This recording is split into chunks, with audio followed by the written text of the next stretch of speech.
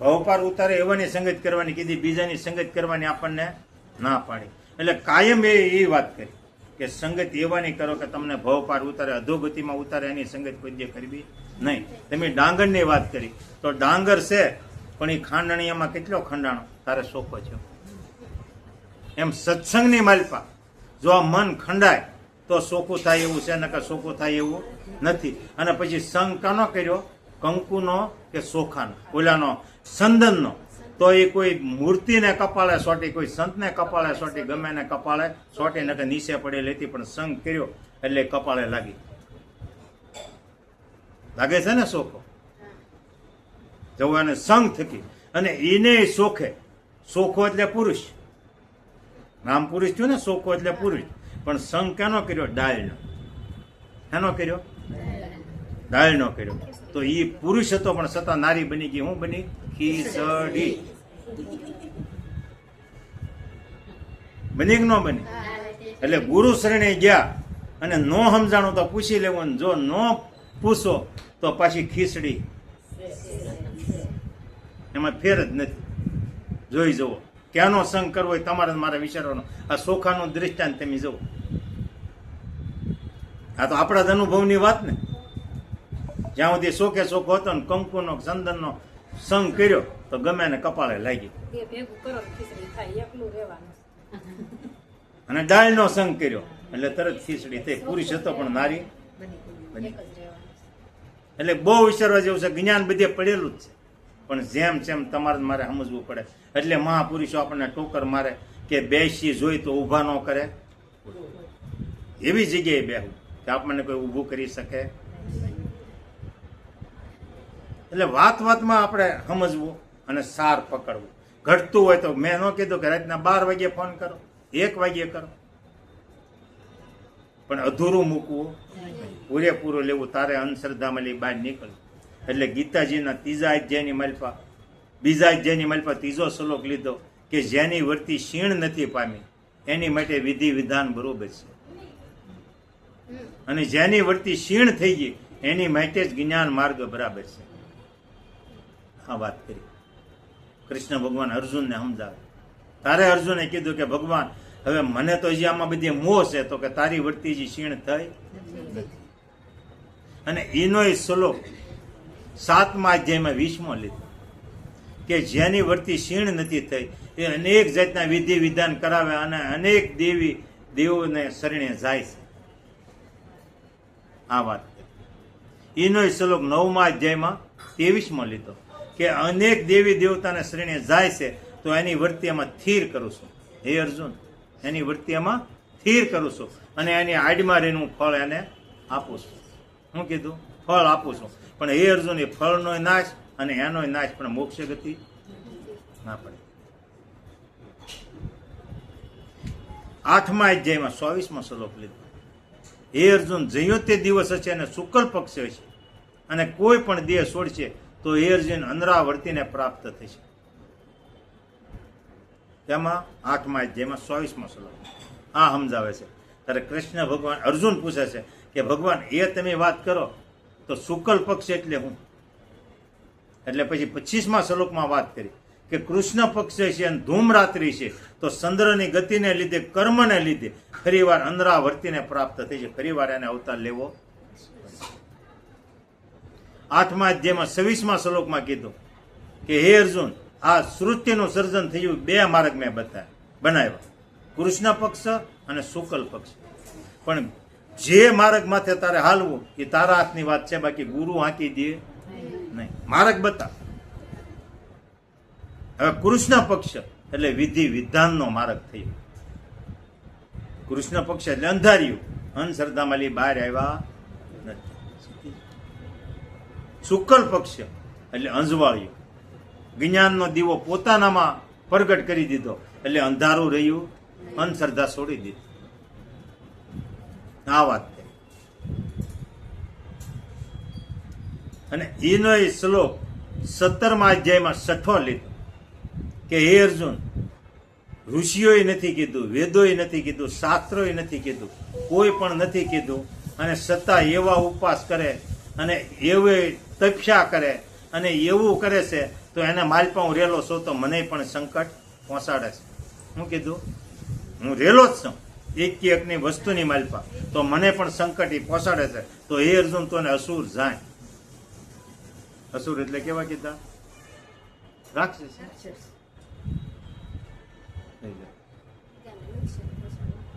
સીધી જ વાત કરી ગીતાજીની માં, પણ તો આપણને સમજાતું નથી. નો એવું કષ્ટ તમે બહાર રહ્યો કે આ તમારે નિર્જયા બીજ છે તે કરવી છે, તો માલપા રહ્યો ને સંકટ પડે કે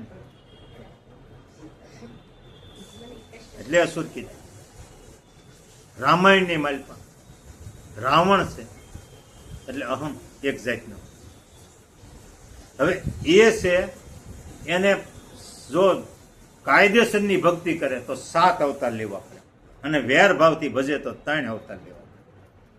પણ એ બ્રાહ્મણનો દીકરા હતા અને એટલી તપસ્યા કરેલી અને એટલું જ્ઞાન કથેલું કે કોઈ એની પાસે ક્ષમા નહીં. આવો માણસ હતો, પણ સંગ અસુરનો એટલે એ રાક્ષસ કહેવાનો. નકર એવો કોઈ જ્ઞાની માણસ હતો નહીં. જ્યારે એ હિમાલય તોડ્યો, શિવ ભગવાનને પ્રગટ કર્યા અને શિવ ભગવાન પાસે જ્યારે 24 સોકડીનું રાજ 4 સોકડીનું રાજ માગ્યું અને ભગવાને એને આશીર્વાદ આપી દીધો કે જા. એ વખતે હસતા હસતા નીકળ્યા. નારદ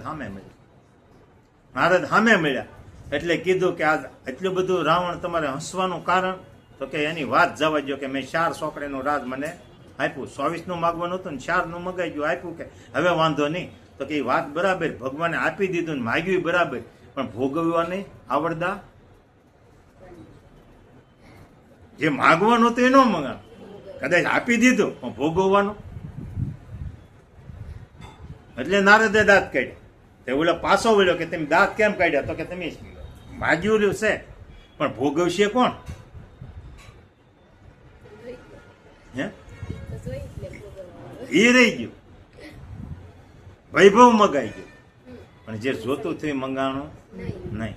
એટલે એ વખતે એને એમાં નીકળ્યા અને એક અપસરા હતા એનો એને સંગ કર્યો.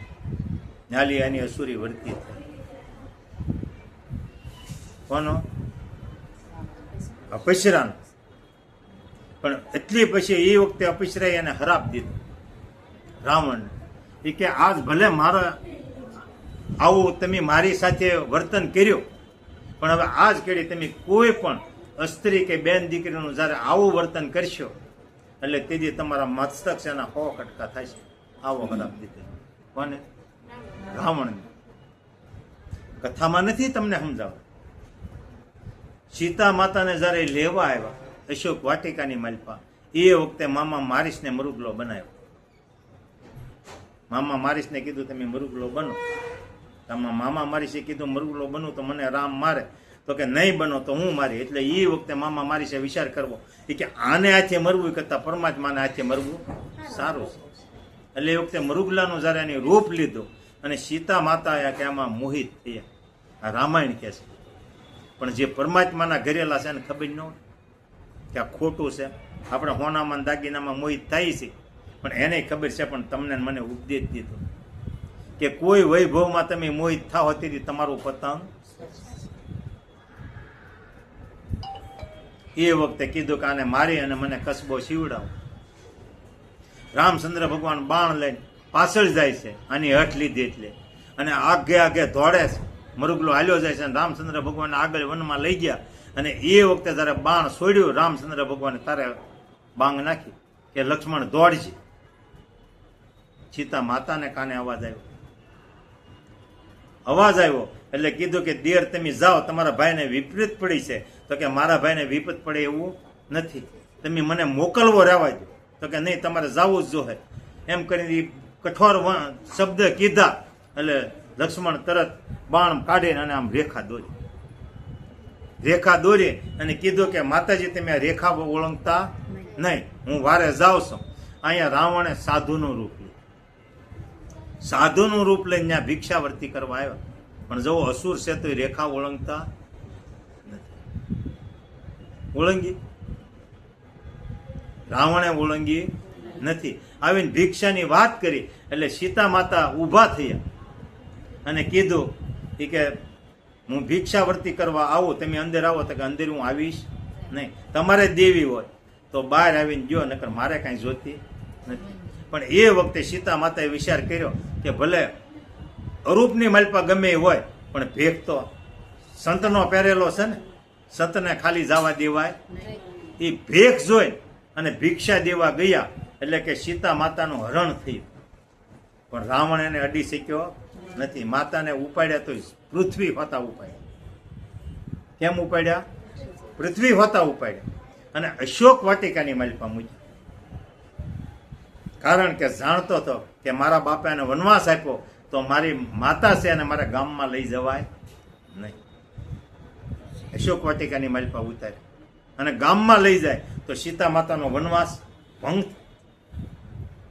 અને અહીંયા રામાયણ એમ કે છે કે ધનુષ નહોતો ભાંગ્યું તેદુની દાજ હતી. પણ દાજ નહોતી જાણતો કે ભક્તિને હું લઈ જઈશ તો પરમાત્મા મારા પિતા ગોતતા ગોતતા પાછળ આવીશ. એટલે હું કોને લઈ ગયા? ભક્તિને લઈ ગયા. સીતા ભક્તિને લઈ ગયા અને અશોક વાટિકામાં ઉતાર્યા. તો તમને ગુરુ મહારાજે ક્યાં મૂક્યા? જ્યાં નહોતો હરક કે નહોતો શોક, આ હતું એ બધું લઈ લીધું. ત્યાં જ મૂક્યા ને. પછી હરક કે શોક કે કોઈ વસ્તુ રહેતી નથી. અને પછી આપણે રાખીએ તો આપણી ભૂલ છે, ગુરુ મહારાજની ભૂલ નથી. એટલે એ વખતે અશોક વાટિકાની માલિપા મૂક્યા અને રોજ સવારે પાછો વિચાર આવે અને સીતા માતા પાસે જઈ અને વૈભવની બધી વાત કરે. શું કામ? હસાવા હાર સીતા માતાને. હું એટલો બળવાન સૌન, હું આમ સૌન, મારા હોનાની લંકા છે ને આ બધી વાત કરે. પણ ત્યાં ઓલી અપસરાનો હરાપ યાદ આવે કે કોઈ પણ નારીનો જો સંગ કરશો તેથી મસ્તકના 100 કટકા થાય પાછો વળી જાય. આ વાત કોણ કરે છે? સીતા માતા મંદોદરી. જ્યારે એનો નાશ થયો, રામચંદ્ર ભગવાને જ્યારે બાણ માર્યું અને રોતી રોતી આવે છે એ વખતે સીતા માતાને સાના રાખે છે અને વાત કરે છે. ત્યારે આખી વાત કરે કે રાવણનો કોઈ દોષ હતો નહીં. કોને કે છે? મંદોદરીને. મંદોદરી પૂછે કે તમને માતાજી અહીંયા લાવ્યા મારા સ્વામી, તો એની કયું રૂપ લીધું? પેલા રાવણને પૂછ્યું કે તમે માતાજીને લઈ આવ્યા અને તમે એમ કહો છો એ આવશે તને ખબર હોય નહીં, આવી વાત કરો તો તમે એને કઈ રીતે લાવ્યો? તો કે હું લાવ્યો ત્યારે મેં સાધુનું રૂપ લીધું. તો કે સાધુનું રૂપ લીધું તો રામનું લીધું હોત તો કે રામનું રૂપ લઉં તો સીતા છે મને પત્ની દેખાય. શું કીધું? પત્ની દેખાય. પણ જ્યારે સાધુનું રૂપ લીધું ત્યારે મને આખી જગતની નારી માં બતાતી હતી, તું એક જ પત્ની બતાતી. એ માટે મારા રૂપ લેવું પડ્યું. શબ્દ શબ્દમાં ફેર પડેલો છે, વાંહે ભાવાર્થ પડેલો છે, પણ જેમ સેમ સમજાવતા નથી. એટલે પછી આ મંદોદરી સીતા માતાને પૂછે તમારું હરણ કરવા આવ્યા મારા સ્વામી, તારે કયું રૂપ લીધું? તો કે સંતનું.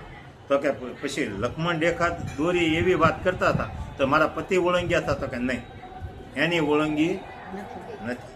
તો કે મેં ઓળંગી. તો કે તમારે શું કામ ઓળંગવી જોઈએ? તો તમારું પતંગ થાત નહીં. તો કે લક્ષ્મણ રેખા એટલે હું એમાં કાંઈ હતું? તો કે હા, લક્ષ્મણે ખાલી બાણનો લીટો નહોતો કર્યો, એ જે એની મર્યાદા પાળી હતી, રામની સેવા કરી હતી અને વસન માથે ઉભા રહ્યા હતા, એનું તપ હતું, તપની રેખા.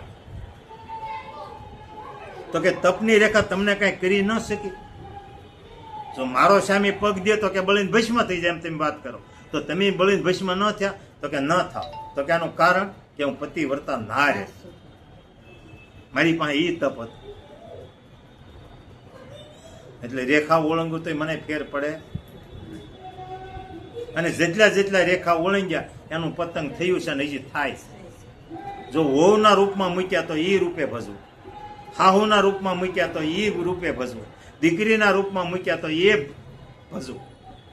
બાકી ભાવમાં ફેર પડ્યો તો પતંગ થાય ને મર્યાદા સૂચ્યા તો થવાની છે. હા, એ આપણને પાઠ શીખવે છે, પણ એ આપણે એની સામું જોતા નથી કે સીતા માતાનું હરણ જ થયું. તો કે પછી મારો સ્વામી છે એ તમને વારે ખેલે કે મનાવવા આવતા હતા ને, તો તમે એને પાછા આવતા હતા? તો કે નહીં, મને એની માથે બહુ દયા આવતી હતી. તો કે પાછા કેમ વળી જતા? તારે સીતા માતાને વાત કરે છે કે આ પૈસરાનો એને હરાપ હતો, પણ જ્યાં એ મને બધો ભાવાર્થ બતાવી અને જ્યાં ભોળવવા માંગતા હતા ત્યાં એને ઓલું યાદ આવી જતું ને તે પાછા વળી જતા, બાકી હું એને પાછોય નહોતો વાળતો એના ભાવથી. એમ તમારામાં ને મારામાં જો એ જે અજ્ઞાન પીડ્યું ને તો આપણને સત્યમાંથી પાછા વાળે ને એટલે એમ કે પાછા વળતા, બાકી હું કાંઈ કરી શકી નથી. એમ એની મને કોઈ વસ્તુ નથી કરી, મને હાથે લગાવી શક્યા નથી. એટલે કોઈની તાકાત નથી. જો વસનમાં તો ઉભા રહીને ગમે ત્યાં જાય તો કોઈ આંગળી સીંધે એવું પતંગ થાય એવું પણ નથી, પણ પોતાના હાથે જ આપણે પતંગ આપણું કરી. રામાયણનો એક એક ઉલ્લેખ લ્યો તો એ જ પ્રકારનો છે, ભાવાર્થ પડેલો છે. નકર રાક્ષસના ઘરમાં સતી થોડા હોય, પણ એ જેમ તેમ માણસ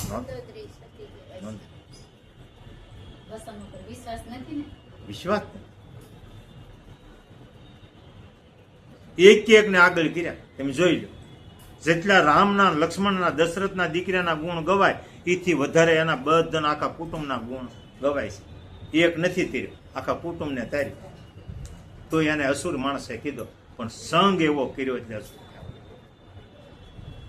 એમ તમે જો સંગ એવો કરશો તો તમારામાં મારામાં અસુરમાં કાંઈ ફેર નથી. અને હજી છે જ આપણે કહીએ કે હું માણસ છે, પણ કાંઈક આપણે કોઈ કાર્ય એવું થયું કાર્યું હોય ત્યાં બોલીએ તો સારો માણસ સર્જન આવ્યો કે ભાઈ એ તો માણસ નથી, તમે તો માણસ થાવ. નગર એ વખતે આપણે ગધેડા બન્યા હોય નહીં, પણ મૂળ રેખા ઓળંગી મર્યાદા મૂકી દીધી. માણસ વર્તન. અને મનુષ્ય તો સદગુરુ મહારાજ બને, બાકી માણસનો જન્મ તો માતા પિતા આપે અને મનુષ્યનો અવતાર સદગુરુ આપે. ન્યાલી આપણે જન્મ થયું. એટલે જ્યાં જોવો ત્યાં જ્ઞાન પડેલું છે, પણ જેમ જેમ તમે સમજીને લઈ તો જ કામ છે. અગર મેળ પડે એવું નથી. રામાયણનો કોઈ પણ તમે પ્રસંગ લેજો, જેમ સેમ સમજાવતા નથી. અને મસાલે બીજું જ ભેળવી દીધું. અને બિલા મારી મારી એ વખતે સીતા માતાના લગ્ન થતા હોય ને વનવાસ હોય ત્યાં તો બેન્યું આહું પાડે, નાક માલીને બધું આપી દી. ને કે પરમાત્માને જો જરૂર આ બધી હોય મારા ભગવાન, તો હોનાની લંકા ડૂબાડી હું કામ દે? પછી હોનાની દુવાર કે જવો ડૂબાડી દીધી, રહેવા દીધી? હે, ભગવાનને જરૂર નથી, આટલા ભક્તોને જરૂર છે, ભગવાનને નથી. અજબો રૂપિયાનું દાન આપણે અયોધ્યાનું મંદિર બંધાણું, એમાં માણસોએ દીધું અને કવડી લૂંટ થઈ, કોઈ પકડાતો જવો તમે. એમ એટલે દાન જો ને તો વિચાર કરીને દેજો, બહુ વિચાર કરવો. એટલે કીધું કુપાત્ર આગળ વસ્તુ ન વાવીએ પાનભાઈ, ભલે હોય મોટો ભૂખ સમજીને લઈએ. આવીને ધનનો ઢગલો કરે તોય એમાં હાથ.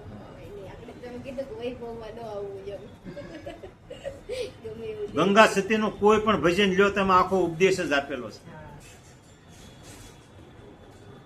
એટલે બહુ વિચાર કરવો. અને દાન દેવાના ઠેકાણા ઘણા છે.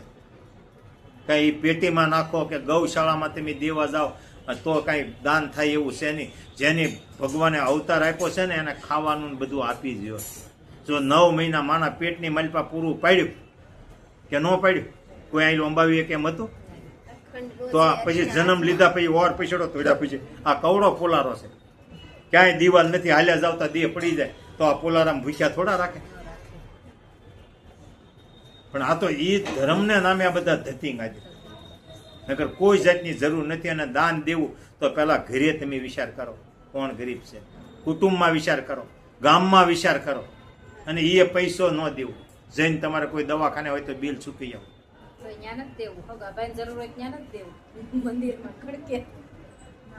આપણે એકની એની પેઢીમાં જાહો જલાલી હોય ને એની પેઢીમાં ભાડે રહેવા જવું પડે. એનું કારણ શું?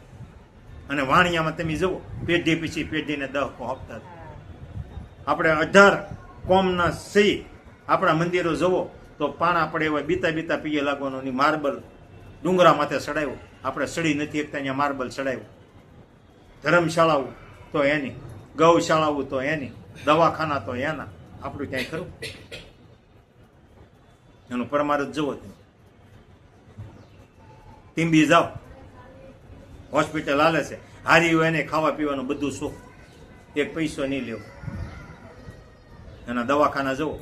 પછી આપણે G3 બનાવ્યું હતું, તો આપણે ડોક્ટરો એ બધા થઈને બંધ કરાવ્યું. અમારે તળાજા કરાવ્યું હતું એ બંધ કરાવ્યું. આપણા છે બંધ કરાવે ને એના પરમારથ બીજો. એટલે એકા બીજી પેઢીને હાથો હોય તો હાથ તાળી દેતા જાય. અને આપણે મેં કીધું એમ આ જેસલ એટલો પાપી હતો પણ એની પાપ પોકાર્યું તેનું ઈ બળ્યું. અને આપણે કઈક કરી એ પોકારી તો આપણું ઈ બળ્યું. નકર આપણી કોઈ વસ્તુ બનાવેલી ખરી